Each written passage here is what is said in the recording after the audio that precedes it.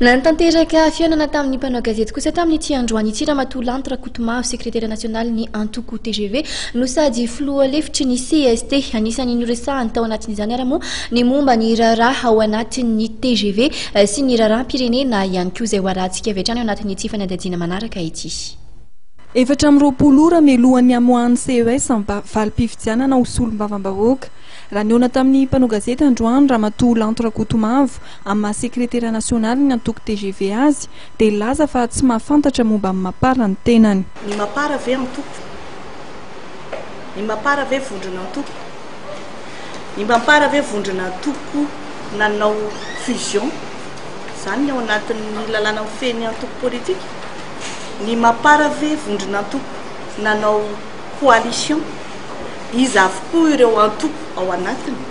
Fa raha mahakasika ny TGV hoy efa nilazaiko teo dia tsy amin'ny mahatompona andraikitra an'izany Antoko izany dia tsy mahafantatra mikasika ny mapara. Momba ny fitantanana ny TGV dia verin-Ramatoa Lanitra Kotomavo fa efa miverina olon-tsotra Andriamatoa Andry Rajoelina ary veriny fa fotoana tokony andraisany indray ny fitantanana ny Antoko TGV izao. Nisy ny nanorina, nisy ny arananangana dia izay rahantsika mahafantatra ny filoha Andry Nirina Rajoelina izay napetrakay ho filoha-mpanorina ny Antoko.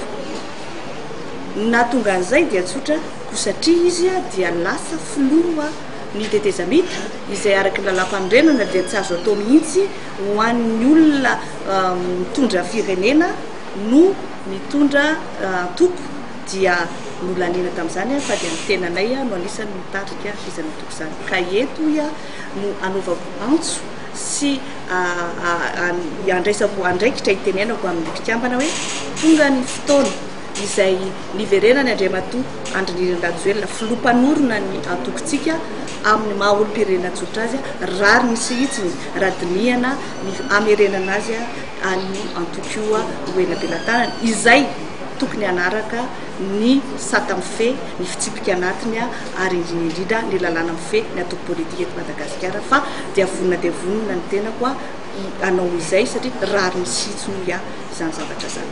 Mitazona hatrany foto-kevitra ho an'ny fiovana Ramatoa Lanitra Kotomavo araka ny nambarany. Dia mba miangavy ary tena mitalao raha izay no izy ara-politika ny hoe aoka mba hijoro ara-poto-kevitra isika amin'ny fitantanana firenena fa aoka izay ny fanompona olona, aoka izay ny fanompona anaran'olona fa manahirana ho an'ny taranaka faramandina. Izao zavatra iainantsika izao dia disan'izany 20-30 taona lasa 40 taona lasa mampimenomenona antsika ka ny disantsika androany ve mbola ho hiaran'izany ny taranakitsika 20-30-40 taona manaraka. Tao anatin'ity tafatam-panao gazety nataony tetsy amin'ny lapanosy kely ity dia anisan'ny noresahan'ny Ramatoa Lanitra Kotomavo ny olana tsikariny tao anatin'ny efa taona mahery na mpikambana azy teo anivon'ny CST.